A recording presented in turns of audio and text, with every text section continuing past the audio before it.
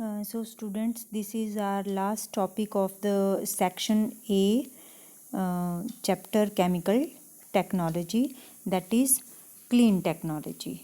और इसी में ही हम green chemistry for clean technology भी पढ़ेंगे, ठीक है, क्योंकि जो ग्रीन केमिस्ट्री है ये भी क्लीन टेक्नोलॉजी का ही पार्ट होती है। इसमें जो क्लीन टेक्नोलॉजी है वो होती क्या है कि क्लीन टेक्नोलॉजी में हम वो प्रोसेसेस यूज़ करते हैं जिससे कि हमारे इन्वायरमेंट के ऊपर जो इम्पैक्ट पड़ रहा होता है नेगेटिव, उसको रिड्यूस किया जा सके। और वो कैसे हो सकता है कि हम जो है रिसोर्सेज का सस्टेनेबल यूज़ करें। सस्टेनेबल यूज़ हुआ कि हम उनको मतलब सस्टेन रख के उनका यूज़ करें। ऐसा ना हो कि आपके पास रिसोर्सेज जो हैं वो ख़त्म हो जाएं। जैसे आपके पेट्रोल वगैरह होता है ना, कोल, पेट्रोल, ये क्या हैं आपके non renewable sources of resources हैं, ठीक है। तो अगर ये ख़त्म हो गए देन आप लोग फिर कैसे उनका यूज़ करोगे। तो हमें जो है उन रिसोर्सेज का सस्टेनेबल यूज़ करना चाहिए, ठीक है। हम यूज़ भी करें लेकिन करते हुए हम उनको सस्टेन भी रख पाएँ। मतलब हमें नए जो हैं वो मीन्स निकालने पड़ेंगे उनके लिए, या फिर उनको जो है जैसे कोल बनता है जिस चीज़ से, तो उन चीज़ों को हमें प्रोसेसेस को ध्यान में भी रखना पड़ेगा। तो ये जो क्लीन टेक्नोलॉजी होती है इसमें कौन कौन सी टेक्नोलॉजीज़ आती हैं। फिर इसमें आती हैं आपकी recycling, renewable energy and green chemistry, ये सब आते हैं। तो ये आप के पास क्लीन टेक्नोलॉजी की एक तरह से डेफिनेशन हो गई। तो अब अगर आप उसके क्लीन टेक्नोलॉजी के ऑब्जेक्टिव्स देखें, जो क्लीन टेक्नोलॉजी के ऑब्जेक्टिव्स होंगे बच्चे, वही आपके इसके भी ग्रीन केमिस्ट्री के भी ऑब्जेक्टिव्स बन जाएंगे। तो इसमें जो है क्या क्या ऑब्जेक्टिव होते हैं क्लीन टेक्नोलॉजी के, कि हम लोग जो हैं नॉन रिन्यूएबल जो रिसोर्सेज होते हैं, नॉन रिन्यूएबल वो हुए जिनको आप दोबारा नहीं ले सकते। जैसे मान लो आपने कोल है तो उसको बनाने के लिए तो कई सालों लग जाएंगे, बहुत सारे ईयर्स लग जाते हैं कोल बनाने के लिए या पेट्रोलियम प्रोडक्ट्स को बनाने के लिए। तो वो आपके नॉन रिन्यूएबल रिसोर्सेज हुए। तो उनके ऊपर डिपेंडेंसी को रिड्यूस करना क्लीन टेक्नोलॉजी का ऑब्जेक्टिव है, ठीक है। और दूसरा है कि हम इन्वायरमेंटल क्वालिटी को इम्प्रूव करें। क्लीन टेक्नोलॉजी का दूसरा ऑब्जेक्टिव क्या है कि to improve the environmental quality. और then next is to use raw material and energy efficiently. जो रॉ मटेरियल होंगे किसी भी प्रोसेस के लिए, किसी भी प्रोडक्ट को बनाने के लिए रॉ मटेरियल तो चाहिए ही होता है ना। तो जो रॉ मटेरियल होता है या उसको बनाने के लिए जो हमने एनर्जी यूज़ की है उसको हम अच्छे तरीके से, एफिशिएंट तरीके से यूज़ करें। ऐसा ना हो कि अगर हमारे पास कोई रिसोर्स या कोई मटेरियल पड़ा हुआ है तो हम उनको अंधाधुंध खर्च करते रहें और फिर बाद में हमें पछताना पड़े। और नेक्स्ट ऑब्जेक्टिव क्या है क्लीन टेक्नोलॉजी का, to encourage utilisation of recyclable materials. तो हमें जिन चीज जैसे मान लो रिसाइकलिंग भी है ना, इसका जो है क्लीन टेक्नोलॉजी किससे रिलेट करती है, रिसाइकलिंग से भी करती है। तो यहाँ पे रिसाइकलेबल मटेरियल का यूज़ करना हमें एनकरेज करना चाहिए। Then sustainability to promote sustainability, ये क्लीन टेक्नोलॉजी का ऑब्जेक्टिव है। And then last is to be economically viable. मतलब ऐसा ना हो कि हम क्लीन टेक्नोलॉजी के लिए काम तो कर रहे हैं लेकिन वो इकोनॉमिकली हमें बहुत महंगा पड़े, है ना। तो हमें वो इकोनॉमी भी ध्यान में रखनी पड़ेगी, वो इकोनॉमिकली वायबल होना चाहिए। Then next is the main characteristics of clean technology. इसमें बच्चे आपको क्वेश्चन जो हैं इस टॉपिक के ऐसे ही आते हैं कि जैसे आपको पूछ लिया जाएगा कि define clean technology and right the objectives of clean technology, तो आप वो लिखेंगे। अब क्लीन टेक्नोलॉजी क्या है और उसके करेक्टरिस्टिक्स लिखिए, तो आपको ये करेक्टरिस्टिक्स उसके डालने पड़ेंगे। तो क्लीन टेक्नोलॉजी के क्या करेक्टरिस्टिक्स हैं, मेन करेक्टरिस्टिक्स के कंजर्वेशन ऑफ रॉ मटेरियल। मतलब क्लीन टेक्नोलॉजी में जो है सबसे पहला हमें पता चल जाएगा कि ये क्लीन टेक्नोलॉजी है। कैसे पता चलेगा? कि अगर वहाँ पे हम रॉ मटेरियल को कंजर्व कर रहे हैं, किसी भी प्रोसेस में अगर रॉ मटेरियल को कंजर्व किया जा रहा है तो आप बोल सकते हैं कि ये क्लीन टेक्नोलॉजी का पार्ट है। जैसे मान लो आपने कुछ भी बनाना है, केमिस्ट्री के फॉर्म में भी मान लो आपने एक टेबलेट ही बनानी है, लेकिन वहाँ पे आप उस टेबलेट को बनाने के लिए जो रॉ मटेरियल लगेगा, ठीक है, उनको आप मिनिमम क्वांटिटी से मैक्सिमम प्रोडक्ट अगर आप ले रहे हो तो आप रॉ मटेरियल को कंजर्व कर रहे हो। क्लियर हुआ? तो आप बोलेंगे कि हाँ, आपने ये जो टेबलेट बनाई, ये इसमें आपने क्लीन टेक्नोलॉजी के करेक्टरिस्टिक्स को ध्यान में रखा। Clear? Then optimisation of production processes. तो ऑप्टिमाइजेशन हुआ मतलब कि भी जो आपकी प्रोडक्शन की प्रोसेसेस हैं उनको आप मोस्ट इफ़ेक्टिव बनाएं, मतलब उनको आप ऑप्टिमाइजेशन जो है अनुकूल होता है, अनुकूल परिस्थितियां मतलब हों उसको बनाने के लिए, ठीक है, और most effective use of resources करें आप, है ना। तो आप बोलेंगे कि आपने क्लीन टेक्नोलॉजी के को ध्यान में रख के ये काम किया। और rational use of water and energy. तो इसमें आप वाटर और एनर्जी का जहाँ पे यूज़ करना है ना आपने, तो आप उसमें रैशनल यूज़ करें, अंधाधुंध खर्चा ना करें आप एनर्जी। मतलब एक आपने टेबलेट बनानी है और उसको बनाने के लिए आपने जो है वो हर चीज़ वेस्ट ही कर दी, है ना। जो एनर्जी है वो भी आप उतनी लगा रहे हैं कि जितनी आप पहले तो उस एनर्जी को बनाने के लिए एनर्जी चाहिए। क्लियर? तो ये भी आपको ध्यान में रखना पड़ेगा। और रिसाइकलिंग ऑफ अनअवॉइडेबल वेस्ट्स।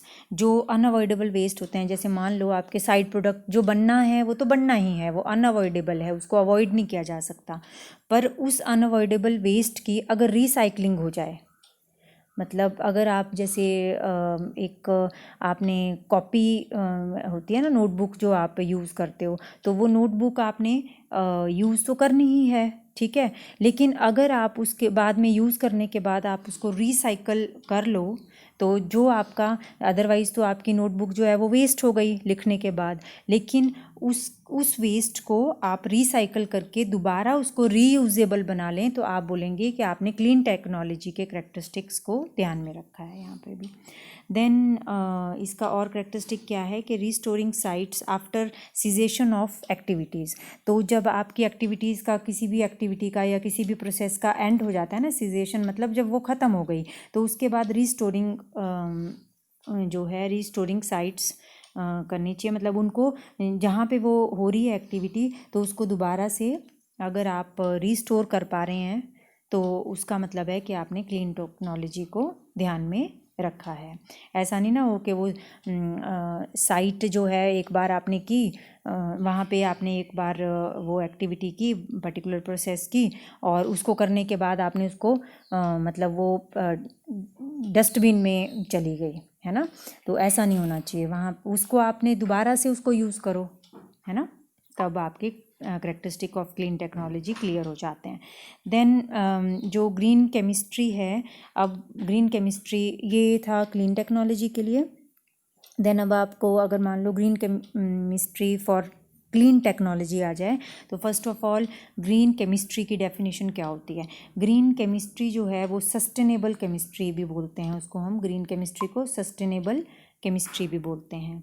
और यहाँ पे जो है किसके ऊपर फोकस किया जाता है कि हम वो प्रोडक्ट्स या वो प्रोसेसेस बनाएं जिसमें कि हिजार्डस सब्सटेंसेस जो होते हैं उनका जनरेशन बहुत कम हो जाए, मिनिमाइज़ हो जाए, जहाँ पे हिजार्डस सब्सटेंसेस का जनरेशन, ठीक है। मान लो जैसे साइड प्रोडक्ट्स हुए या वेस्ट प्रोडक्ट्स हुए या फिर आपके फाउल स्मेल देने वाले प्रोडक्ट्स हुए या फाउल गैसेस देने वाले प्रोडक्ट्स हुए, ठीक है। तो वो वाले बाई प्रोडक्ट्स जो हैं कम से कम बने, तो हमें ऐसे प्रोसेसेस को या ऐसे जो वेज ऑफ प्रोसेसेस हैं उनको क्या करना पड़ेगा, डिज़ाइन करना पड़ेगा। तो it is the main motto of the green chemistry, ठीक है।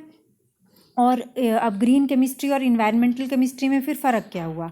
आपने इन्वायरमेंटल साइंस भी पढ़ी है ना, एक पेपर आपको इन्वायरमेंटल साइंस का भी था। तो ग्रीन केमिस्ट्री और इन्वायरमेंटल केमिस्ट्री में जो फ़र्क है वो ये है कि इन्वायरमेंटल केमिस्ट्री में जो चीज़ें बन गई हैं, है ना, मतलब जैसे मान लो इन्वायरमेंटल केमिस्ट्री में हमारा फोकस किसके ऊपर होता है, on the effects of polluting chemicals, मतलब उसके क्या क्या प्रभाव होने वाले हैं, जो आपके पॉल्यूटिंग केमिकल्स हैं नेचर में, उनके प्रभाव क्या क्या हुए। जैसे ग्लोबल वार्मिंग होता है, उसका यही इफ़ेक्ट होता है ना कि ग्लोबल वार्मिंग हो जाती है, टेम्परेचर बढ़ जाता है अर्थ का, या फिर आपके जो रिसोर्सेज हैं वो कम हो जाते हैं। तो इन्वायरमेंटल केमिस्ट्री में हम उनके प्रभाव पढ़ते हैं कि क्या क्या असर हो रहा है इन्वायरमेंट के ऊपर, जबकि ग्रीन केमिस्ट्री में हम लोग वो प्रोसेसेस डिज़ाइन करते हैं, मतलब नए प्रोसेसेस हम लोग डिज़ाइन करेंगे ताकि आपके जो हैं वैसे जो पॉल्यूटिंग केमिकल्स हैं वो बने ही ना, ठीक है। तो हमारे यहाँ पे ग्रीन केमिस्ट्री का ये मोटो होता है कि हम लोग पॉल्यूशन करने वाले प्रोडक्ट्स को बनाएं ही ना, हम लोग ऐसे वेज डिज़ाइन करें, ऐसे प्रोसेसेस डिज़ाइन करें जिससे कि हमारा हिजार्डस सब्सटेंसेस जनरेट करने का हिजार्डस सब्सटेंसेस जो जनरेट हो रहे हैं वो मिनिमाइज़ हो जाएं। क्लियर हो गया दोनों में फ़र्क, ठीक है। इन्वायरमेंटल केमिस्ट्री भी हम पढ़ते हैं, लेकिन इन्वायरमेंटल केमिस्ट्री में हम जो चीज़ें हैं पॉल्यूटिंग जो सब्सटेंसेस हैं, जैसे मान लो कार्बन डाइऑक्साइड निकल रही है, सल्फ़र डाइऑक्साइड निकल रही है, या फिर ओजोन डिप्लीशन हो रही है, किसकी वजह से हो रही है ओजोन डिप्लीशन, है ना, क्लोरोफ्लोरोकार्बन्स हैं, है ना, वो आपके बने हुए हैं, तो उनकी वजह से ओजोन डिप्लीशन हो रही है, उनके इफ़ेक्ट्स को पढ़ेंगे हम कि क्या क्या हो रहा है उन पॉल्यूटेंट्स की वजह से। लेकिन पॉल्यूटेंट्स को मिनिमाइज़ करने का काम कौन करेगा, वो ग्रीन केमिस्ट्री करेगी, ठीक हो गया। देन नेक्स्ट जो है गोल्स ऑफ ग्रीन केमिस्ट्री क्या हैं, ये ऑब्जेक्टिव्स हमने पीछे क्लीन टेक्नोलॉजी के भी पढ़े, वहाँ पे भी अगर आपको अब कितने मार्क्स का क्वेश्चन आता है उसके ऊपर डिपेंड करता है ये। अगर आपको ज़्यादा नंबर का आया क्वेश्चन तो आप सारे के सारे गोल्स लिख दीजिए, अदरवाइज़ मेन गोल्स आप कर सकते हैं। तो यहाँ पे कुछ गोल्स जो हैं वो मैंने लिखे हुए हैं, जैसे क्या क्या गोल होता है ग्रीन केमिस्ट्री का, कि to reduce adverse environmental impact. पहला गोल तो यह है कि इन्वायरमेंट के ऊपर जो भी इम्पैक्ट पड़ रहा है, अगर एडवर्स है वो मतलब ख़राब इम्पैक्ट अगर पड़ रहा है तो उसको हम कम कर सकें, तो एक मेन गोल ये होता है। Then to develop processes based on renewable raw material rather than non renewable. तो जो रिन्यू हो सकती हैं चीज़ें उनसे हम काम करें, वैसी प्रोसेसेस डेवलप करें जिसमें कि रिन्यूएबल रॉ मटेरियल का ज़्यादा यूज़ हो रहा है रादर देन नॉन रिन्यूएबल, ठीक है। जैसे अब आपका पेट्रोलियम प्रोडक्ट्स ही हैं, तो वो आपको पता है पेट्रोल या डीजल जो हैं तो वो कैसे हैं, नॉन रिन्यूएबल रिसोर्सेज हैं। तो जब उनको अब देखिए ग्रीन केमिस्ट्री के अंडर जो है वो बायोफ्यूल्स भी बनाए जा रहे हैं, मतलब आपके एल्गी से जो है वो डीजल बनाया जा रहा है ना। तो वो आपका एल्गी क्या है, रिन्यूएबल सोर्स है, आप एल्गी इजीली जो है वो बना सकते हैं, तो उससे भी आप जो है वो रिन्यूएबल सोर्स है, उससे आप क्या बना रहे हैं, डीजल बना रहे हैं, तो उनको क्या बोला गया, बायोडीजल्स, है ना। ये हम आगे भी करेंगे अगली स्लाइड में। देन और क्या गोल होता है ग्रीन केमिस्ट्री का, to develop processes that are less prone to obnoxious chemical release, fires और एक्सप्लोजन्स। मतलब हम लोग ऐसी प्रोसेसेस डेवलप करें जिसमें कि जो अनप्लेजेंट केमिकल रिलीज होता है ना, मतलब ऑब्नॉक्शियस हुआ अनप्लेजेंट, है ना, जैसे फाउल स्मेल्स आ रही हैं, गंदी गंदी फायर्स, मतलब गंदी स्मेल वाली, और स्मेल के साथ साथ आपके पॉल्यूटेंट्स के साथ फायर हो रही है या एक्सप्लोजन्स हो रहे हैं, तो उनको हम क्या करें, उनको हम रिड्यूस करें, या तो उनका होना या फिर उसको ख़त्म ही कर दें, है ना। तो ऐसी प्रोसेसेस हमें डेवलप करनी पड़ेंगी। Then to minimise by products, ये भी एक गोल होता है कि केमिकल ट्रांसफॉर्मेशन में अगर आपके बाय प्रोडक्ट्स बन रहे हैं तो उनको मिनिमाइज़ किया जाए, क्योंकि बाय प्रोडक्ट्स तो आपके फिर उनको ट्रीट करना पड़ेगा, वो तो एक वेस्ट मटेरियल है बाय प्रोडक्ट, ठीक है। तो या तो वो यूज़फुल बनाएं आप उसको किसी तरह से, है ना, या फिर वो जो है उसको मिनिमाइज़ करें आप, तो आपका गोल पूरा हो जाएगा ग्रीन केमिस्ट्री का। Then to develop the products that are less toxic, तो हमें ऐसे प्रोडक्ट्स बनाने चाहिए जो कि लेस टॉक्सिक हों। Then another goal is to develop the product that degrade more rapidly in the environment. तो यहाँ पे देखिए वो ऐसे प्रोडक्ट्स हमें बनाने चाहिए जो बायोडिग्रेडेबल हों, इन्वायरमेंट में जो है वो इजीली डिग्रेड कर जाएं। ऐसा नहीं ना हो कि पॉलीथीन आपने बना लिया लेकिन वो अब बायोडिग्रेडेबल नहीं है, तो हमें पॉलीथीन अगर उसका यूज़ इतना है आपकी लाइफ में तो उसी को ही बायोडिग्रेडेबल बना लें। अब तो इसके ऊपर भी बहुत काम चल रहा है कि पॉलीथीन के ऊपर आप ग्राफ्टिंग कर देते हैं एंड देन उसको बायोडिग्रेडेबल बना सकते हैं, उसका यूज़ भी हो जाएगा और उसका वही यूज़ होंगे और साथ में वो बायोडिग्रेडेबल भी बन जाएगा। तो हमें ऐसे प्रोडक्ट बनाने चाहिए जो कि डिग्रेड हो जाएं जल्दी से एनवायरनमेंट में, ऐसा नहीं ना वो पड़े रहें कई सालों तक। Then to reduce the requirement for the hazardous persistent solvents and extractants in the chemical processes, तो जो आपके हिजार्डस जो भी फर्मली पड़े रहते हैं ना, जो फर्म सॉल्वेंट्स हैं, मतलब उनको, एक तो हिजार्डस सॉल्वेंट्स हैं, कई सॉल्वेंट्स ऐसे हैं जैसे मान लो ये है आपका क्लोरोफॉर्म है या आपका साथ में कार्बन टेट्राक्लोराइड है। अब देखिए इनका यूज़ ही बंद हो गया है, बेंजीन है, ये हिजार्डस सॉल्वेंट्स हैं, तो इनका यूज़ ही ना करो आप, उनकी जगह कोई ऐसा सॉल्वेंट यूज़ करो जो कि आपके बायोडिग्रेडेबल हो और उसका जो है इन्वायरमेंट के ऊपर इम्पैक्ट ना पड़े। तो वैसे केमिकल मीन्स ढूंढना ये होता है काम केमिस्ट्स का, ठीक है, और जो साइंटिस्ट होते हैं वो ये काम करते हैं फिर। तो आप लोग भी इसमें आगे चल के हेल्प कर सकते हैं ताकि हम ग्रीन केमिस्ट्री को ध्यान में रखें, क्योंकि आप लोग जो हैं केमिस्ट्री मेजर के स्टूडेंट्स हैं तो आप लोग तो इसके लिए काफ़ी कुछ सोच सकते हैं। तो आपने अपने माइंड को गलत डायरेक्शन देने की बजाय सही डायरेक्शन देनी है टुवर्ड्स ग्रीन केमिस्ट्री, ठीक है।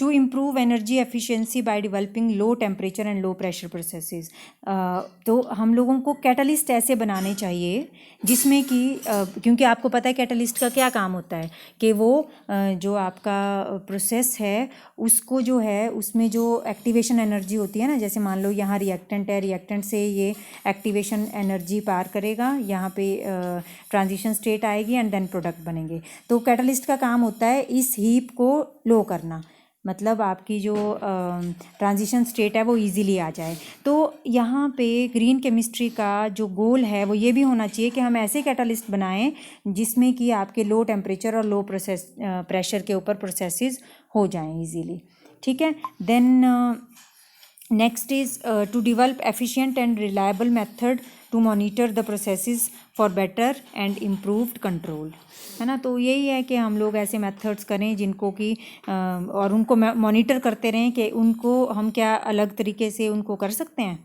उनको हम मोस्ट एफिशिएंट या रिलायबल बना सकते हैं, तो हमें वो मीन्स ढूंढने पड़ेंगे। Then significance of green chemistry, तो ग्रीन केमिस्ट्री का क्या सिग्निफिकेंस है कि it is the major tool in accomplishing pollution prevention. Naturally हम ग्रीन केमिस्ट्री में का गोल ही है कि पॉल्यूशन कम से कम हो, ठीक है, पॉल्यूशन कम से कम हो, यही गोल है। तो ग्रीन केमिस्ट्री का सिग्निफिकेंस क्या हुआ फिर कि ये एक मेजर टूल है पॉल्यूशन प्रिवेंशन के लिए। और ये और क्या करती है, it leads to reduction in waste, waste में वेस्ट कम से कम हो, मतलब जो उसके गोल हैं, ठीक है, उसी के बेस पे उसकी सिग्निफिकेंस आ जाती है कि उसका क्या सिग्निफिकेंस है। ये क्या करता है, leads to reduction in waste और reduced use of energy and other perishable resources. जो आपके पेरिशेबल रिसोर्सेज हुए नॉन रिन्यूएबल सोर्सेज जो कि आपके डिके हो जाकर नष्ट हो जाएंगे थोड़े टाइम के बाद, उन रिसोर्सेज का यूज़ कम करें, एनर्जी का यूज़ कम करें।